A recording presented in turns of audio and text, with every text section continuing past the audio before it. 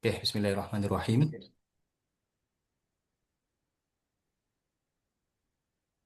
Alhamdulillahirabbil alamin. Wa bihi nasta'in ala umuri dunya waddin.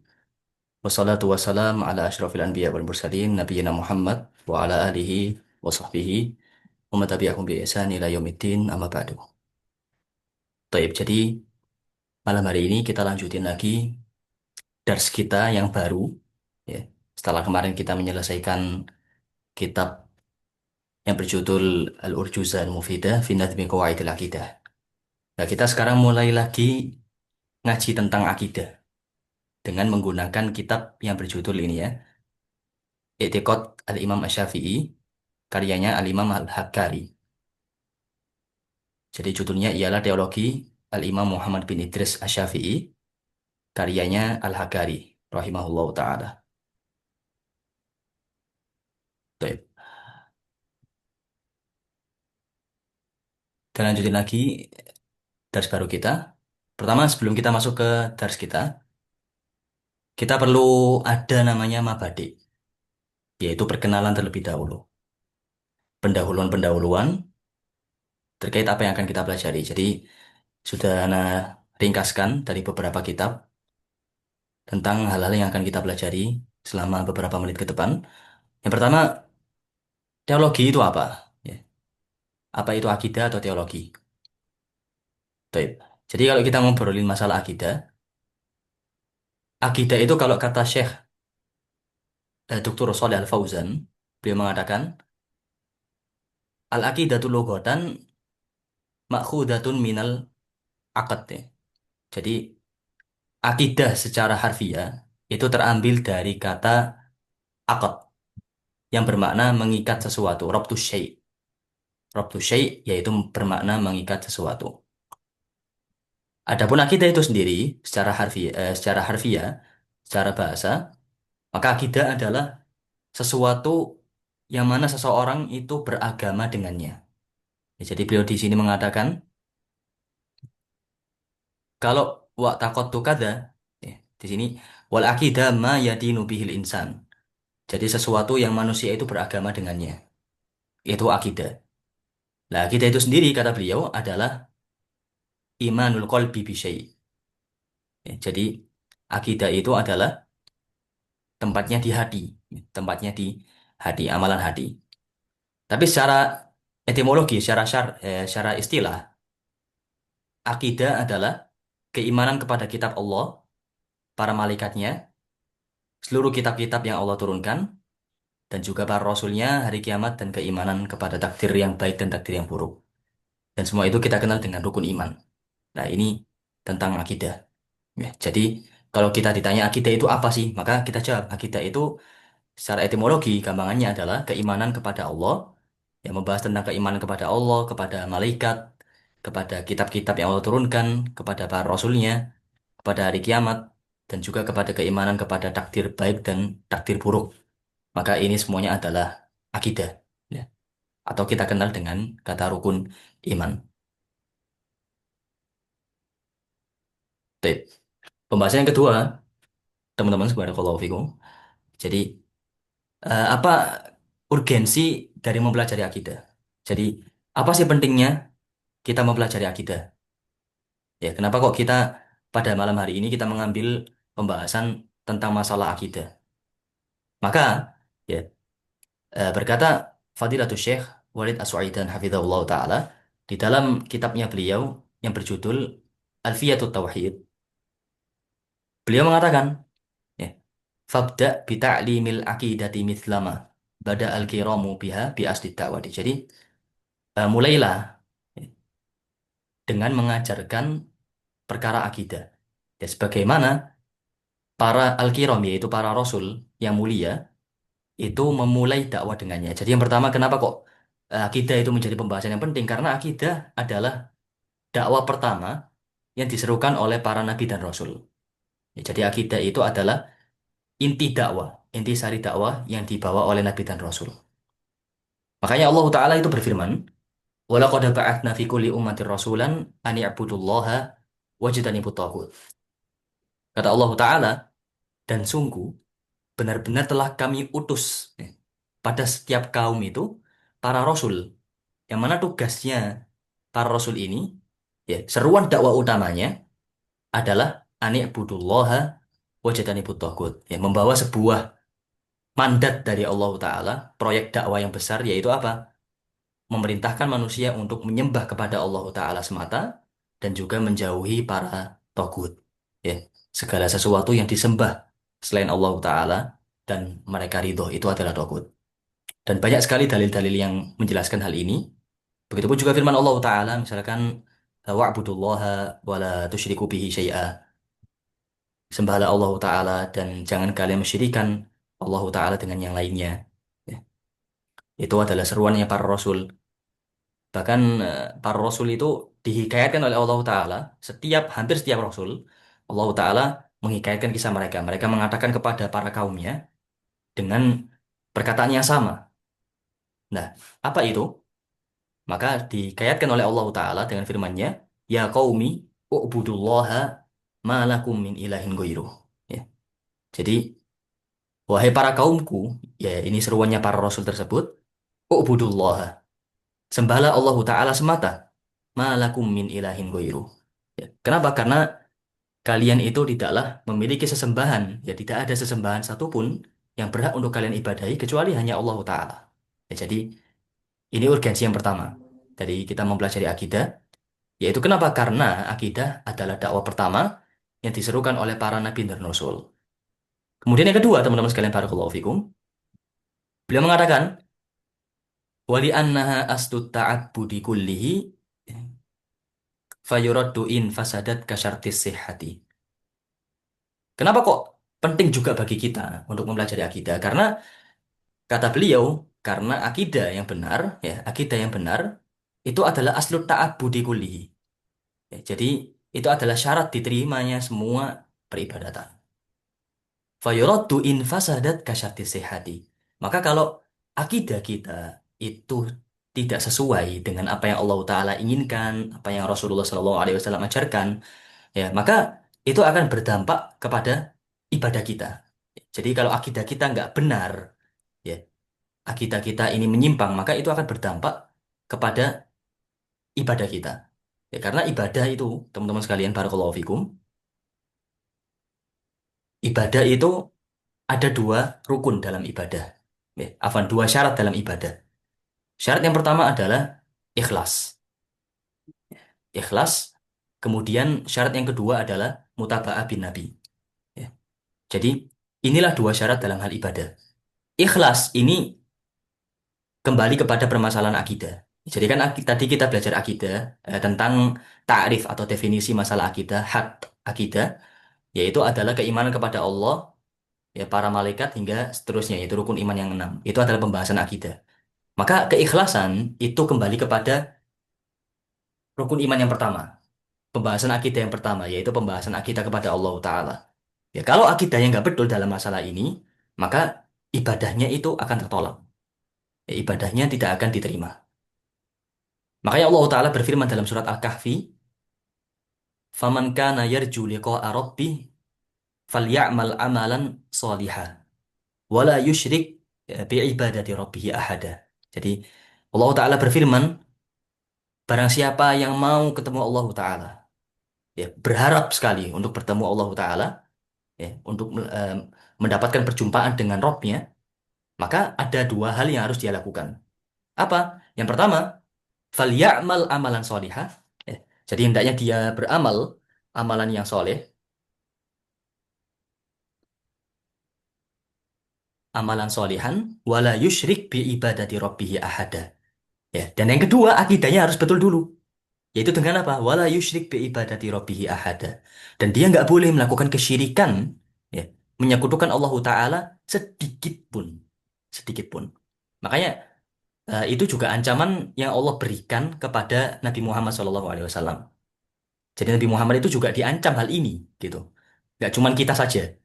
Allah berfirman, La in asyrokta layahbatonna amaluka. Ya, kalau kamu Muhammad, kata Allah Ta'ala, ya, sesungguhnya kalau kamu Muhammad, ya, kamu berbuat kesyirikan sekecil apapun itu Muhammad, ya, maka konsekuensi yang kamu harus tanggung, kata Allah Ta'ala adalah layah batonna amaluka. Maka semua amalanmu, ya, karena di situ mufrad mudhof kepada domir mu'arraf, maka di situ menjadi umum maknanya, bermakna semua amalanmu. Ya. Maka seluruh amalanmu, wahai Muhammad, layah batonna amaluka. Ya. Apa layah batonna? Itu akan berguguran semuanya. Walatakunanna minal khosirin. Dan engkau sungguh benar-benar akan termasuk ke dalam golongan orang-orang yang merugi. Ya, jadi akidah yang benar itu merupakan syarat diterimanya sebuah ibadah. Ya, syarat diterimanya sebuah ibadah. Jadi syarat diterima ibadah itu ada dua. Ya. Ada ikhlas, yaitu bersihnya akidah kita. Dan yang kedua, yang kedua itu adalah mutaba'ah, mengikuti contoh dari Nabi Shallallahu Alaihi Wasallam. Makanya tadi Allah berfirman kan, "Faman kana yarju liqa'a rabbih, falyamal amalan solihan." Barang siapa yang mau bertemu dengan Robnya, maka hendaknya dia beramal dengan amalan yang solihan. Nah, masalahnya, kapan amalan itu menjadi solihan, menjadi baik? Jawabannya adalah tentu tatkala dia sesuai dengan petunjuk Nabi Muhammad SAW. Dalam hadis dikatakan, "Man amila amalan laisa alaihi amruna fahuwa raddun." Barang siapa yang beramal suatu amalan kok nggak sesuai dengan apa yang dicontohkan oleh Nabi Shallallahu Alaihi Wasallam, ya tidak sesuai dengan perkara kami, yaitu contoh dari Nabi Shallallahu Alaihi Wasallam, fahuwa raddun. Maka amalan tersebut tertolak. Amalan tersebut tertolak. Baik. Kemudian poin yang keempat, ya, apa urgensi mempelajari akidah?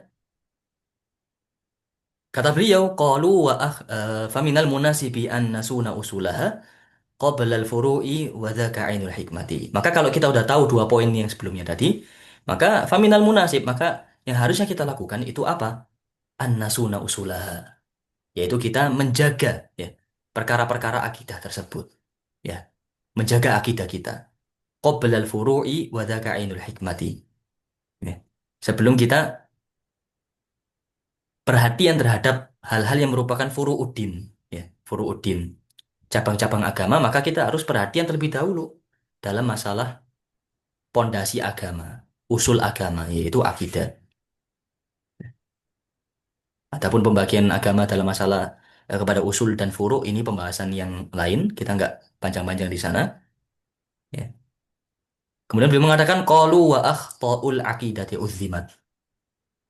Para ulama mengatakan penyimpangan dalam masalah akidah ya, adalah penyimpangan yang fatal.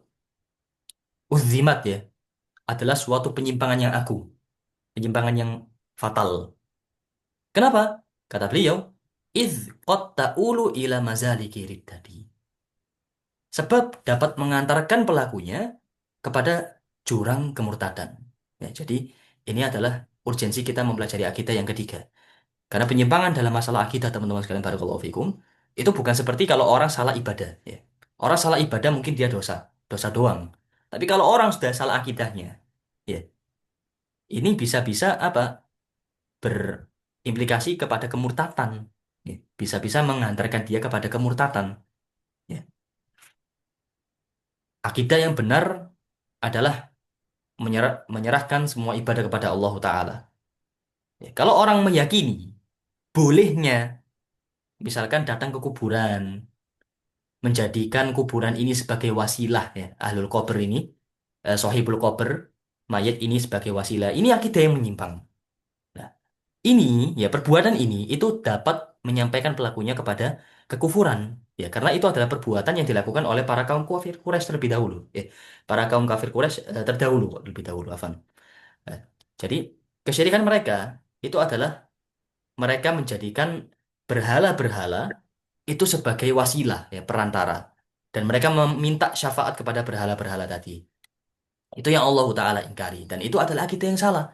Ya, kalau orang sampai melakukan itu, maka perbuatannya itu bisa jadi menyampaikan pelakunya kepada kesyirikan, bahkan kepada kemurtadan. Nauzubillah min dzalik. Ya. Walaupun tetap nanti akan ada perincian dalam masalah itu. Ya, kemudian yang terakhir juga, apa sih urgensi kita mempelajari akidah?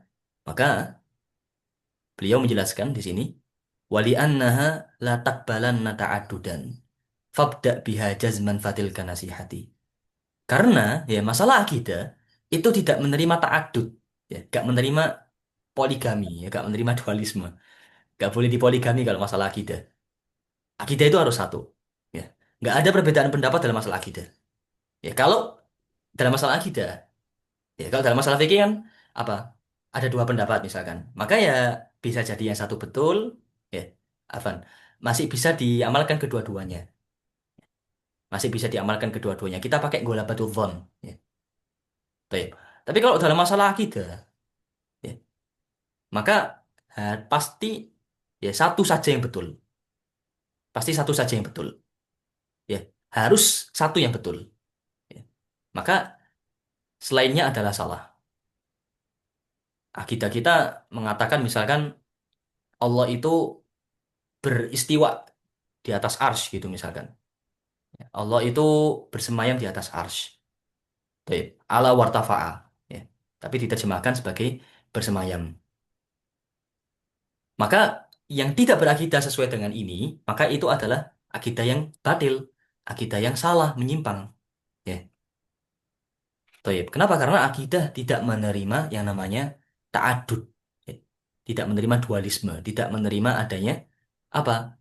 Bercabang. Akidah itu cuma satu. Ya. Nggak ada perbedaan pendapat dalam masalah akidah. Ya. Yang pokok.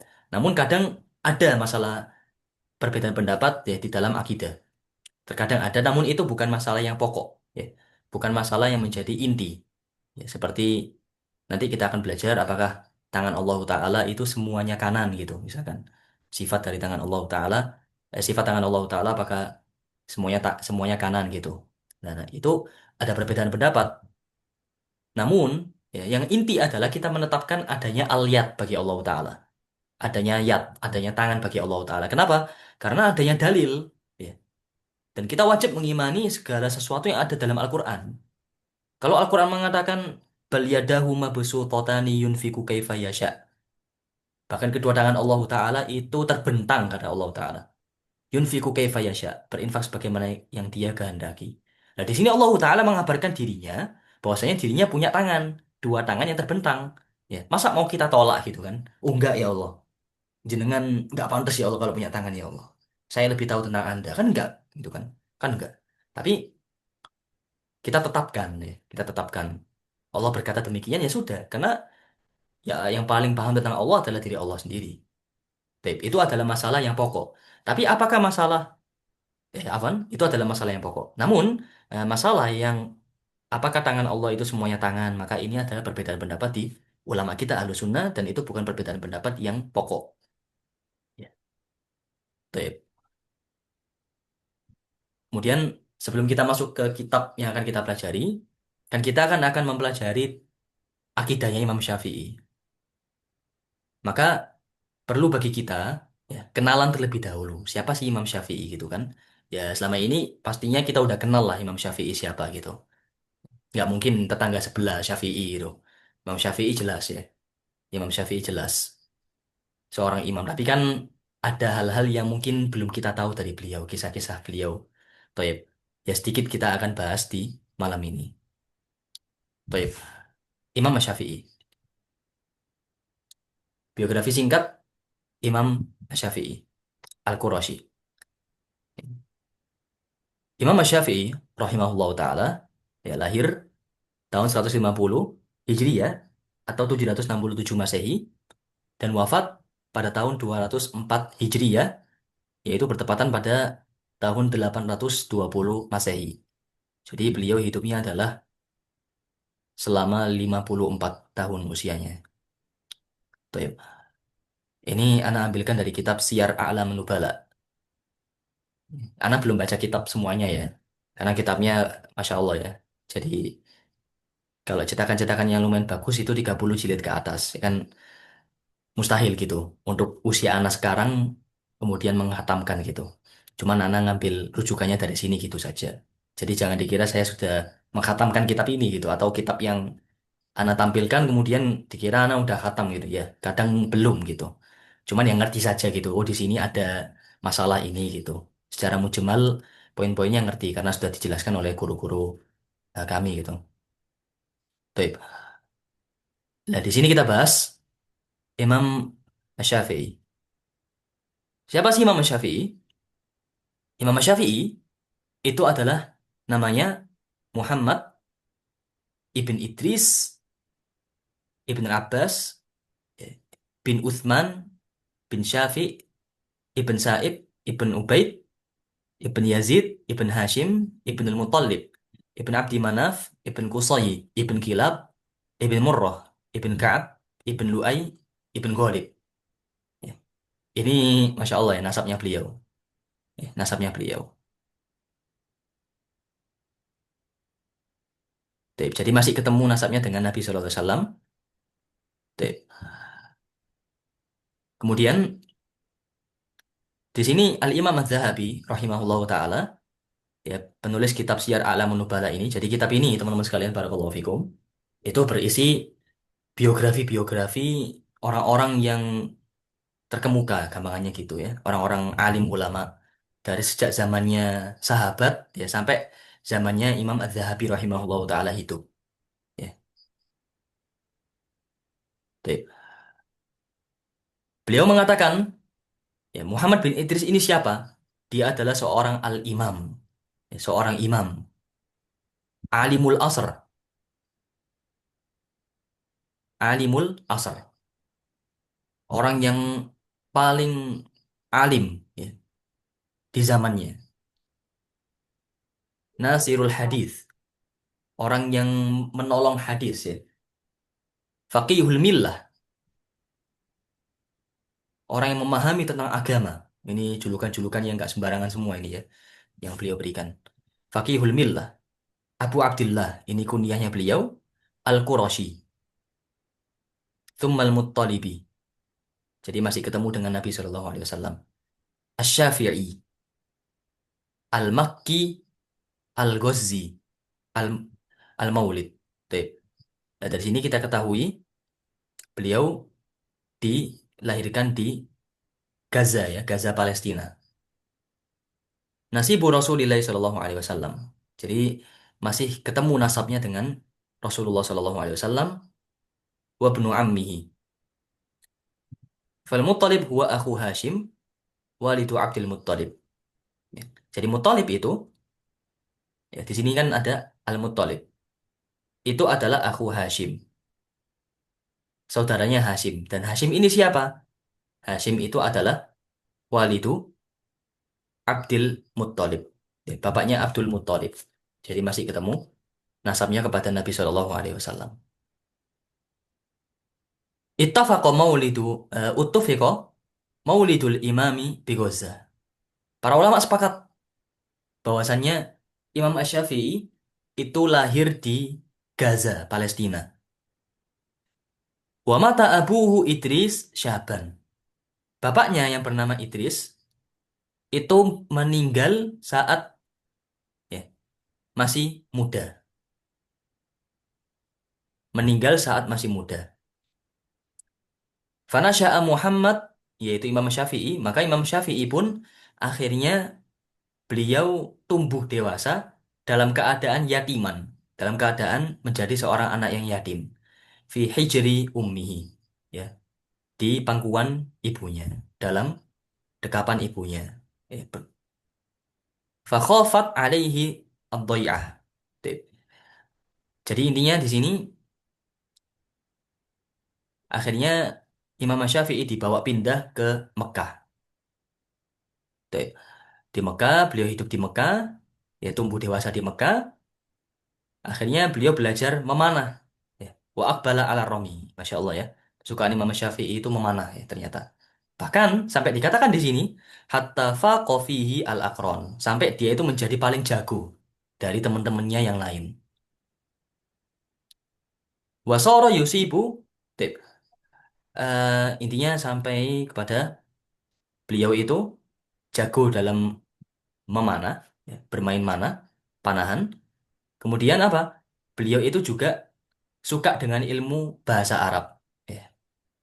Dan juga apa? Suka dengan ilmu syair, membuat syair. Jadi bikin syair itu teman-teman sekalian, barakallahu fikum, ada ilmunya tersendiri. Ya. Ada ilmunya tersendiri. Ilmu arut wal qawafi namanya.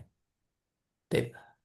Akhirnya Imam Syafi'i pun belajar ilmu bahasa Arab dan ilmu syair. Sampai apa? Setelah mempelajari dan mendalami summa hubbiba ilaihi al-fiqhu fasada ahlu zamanihi. Sampailah kepada Imam Syafi'i ini suka kepada ilmu fikih. Ya. Sehingga apa? Sehingga beliau pun menjadi sayyid, menjadi pemimpin, menjadi apa? Menjadi yang nomor satu dalam ilmu fikih pada zamannya. Ini secara singkat perjalanan Imam Syafi'i dalam menuntut ilmu. Pertama kali Imam Syafi'i belajar ya, itu di Mekah, ya, di Mekah. Kemudian belajar di Mekah dan beliau ini Imam Syafi'i setelah belajar di Mekah, namun nggak lama, beliau pun akhirnya pindah ke kaum Badui, ya. Pindah ke orang-orang Badui, dikirim ibunya ke sana, dikirim ke Bani Hudzail, kabilah Hudzail namanya, suku Hudzail. Untuk apa teman-teman sekalian? Jadi orang-orang Arab, ya, yang terjaga bahasanya, ya masih orisinil gitu bahasanya, itu adalah orang-orang yang di pedalaman. Ya, jadi mereka itu kalau ngomong sastranya bagus, tapi bukan dibuat-buat, tapi memang apa? Memang sudah gawan bayinya seperti itu. Apa gawan bayi itu? Ya, sudah wis bawaannya demikian. Ya, ngomong itu nggak dibuat-buat. Tapi memang apa? Sekalinya ngomong, ya, ngomong asal-asalan pun itu apa? Memiliki ada sastranya di situ, sastranya tinggi. Makanya Imam Syafi'i dikirim ke Qabilah Hudzail, suku Hudzail untuk apa? Untuk mendalami ilmu bahasa Arab. Kemudian beliau kembali lagi ke Mekah. Dia kan sebelum ke Bani Hudzail tadi kita ketahui, beliau itu sudah ya mempelajari bahasa Arab, mempelajari juga ilmu fikih, sampai menjadi sang ahli ya, pakar dalam ilmu fikih, sampai menjadi nomor satu dalam ilmu fikih. Kemudian ditambah beliau belajar ke Bani Hudzail, ya, hingga akhirnya tatkala beliau setelah belajar ke Qabilah Hudzail ini, kok Bani, Qabilah Hudzail, beliau pun kembali ke Mekah. Ya, di Mekah ini fase yang ketiga ini, beliau itu mendapatkan izin untuk memberikan fatwa di usianya yang masih sangat belia, Masya Allah ya. Nah, ini menjadi motivasi bagi kita.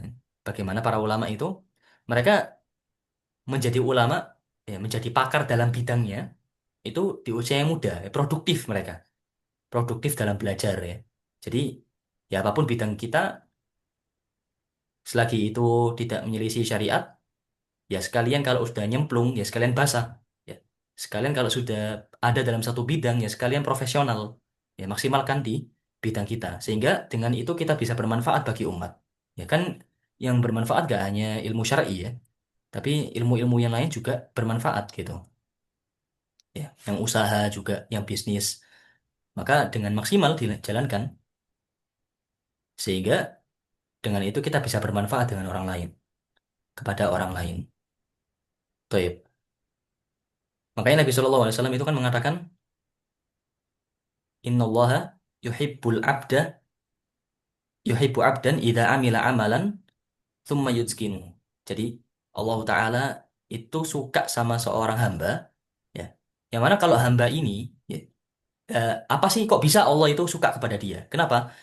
Karena dia itu kalau melakukan suatu amalan ya, maka dia yutqinahu. Atau kama qala sallallahu alaihi wasallam. Jadi dia itu apa? Profesional dalam melakukannya. Dia itu maksimal dalam melakukannya. Nah, itu dalam hadis.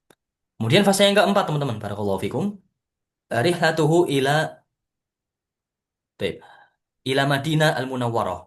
Afan, rihlatuhu ila Yaman. Baik.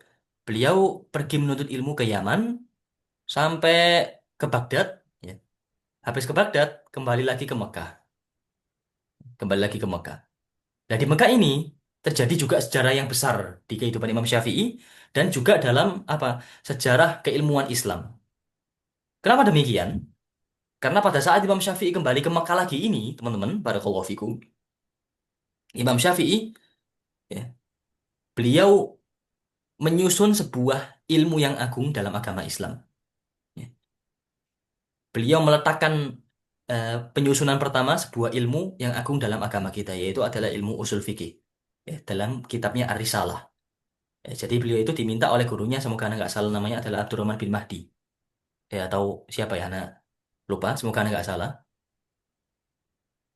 Tapi kalau coba nanti anak cek, intinya beliau diminta oleh gurunya bikin sebuah kitab. Karena gurunya ini ahlul hadis. Dan ahlul hadis zaman dulu, itu mereka kurang memahami hadisnya, biasanya gitu. Ya, kurang memahami hadisnya. Jadi mereka itu fokusnya tendensinya itu cuman untuk mengumpulkan riwayat. Ya, mengumpulkan riwayat sebanyak-banyaknya. Itu ahlul hadis pada zaman dulu. Jadi mereka nggak punya ilmu untuk memahami hadisnya. Nah, Imam Syafi'i ini kan sejarahnya, tapi nggak Anda sebutkan di PowerPoint. Beliau itu juga pernah belajar kepada Abu Hanifah. Abu Hanifah itu terkenal dengan madrasah tuh ini ahlu ro'i, ya. Ahlu ro'i, yaitu orang-orang yang mengedepankan akal. Maksudnya bukan yang terlalu vulgar ya dalam mengedepankan akalnya. Namun beliau itu terkenal dengan kias dan yang lain-lain. Intinya pandai dalam berdalil, pandai dalam memahami dalil. Baik, gampangannya seperti itu. Nah, beliau juga pernah belajar ke Abu Hanifah. Akhirnya Imam Syafi'i pun punya ilmu dalam masalah memahami dalil. Ya, ilmu logikanya kuat beliau. Sehingga beliau mampu memahami dalil-dalil yang ada. Akhirnya dijawablah permintaan gurunya tadi itu untuk membuat sebuah kitab, ya, untuk memahami nas-nas syariat Al-Quran dan As-Sunnah. Ya, sehingga beliau membuat sebuah kitab yang fenomenal, ya, sejarah besar dalam peradaban keilmuan Islam yang bernama Kitab Ar-Risalah. Ya, itu kitab pertama dalam agama Islam yang mengumpulkan masalah-masalah usul fikih. Jadi usul fikih itu sebenarnya sudah ada. Ya, cuman belum ada ilmu tersendiri gitu. Baru disendirikan tatkala Imam Syafi'i itu ada. Nah, jadi seperti itu gampangannya. Kemudian setelah dari Mekah, beliau kembali lagi ke Baghdad, ya. Singkat cerita sampai kepada Mesir dan beliau wafat di Mesir, teman-teman sekalian. Barakallahu fikum. Ya, wafat di Mesir. Nah, disinilah kita kenal nanti adanya Qaul Qadim dan Qaul Jadid. Di sini beliau terkenal dengan Qaul Jadidnya. Ya. Beliau banyak merombak pendapat-pendapat lamanya beliau. Baik.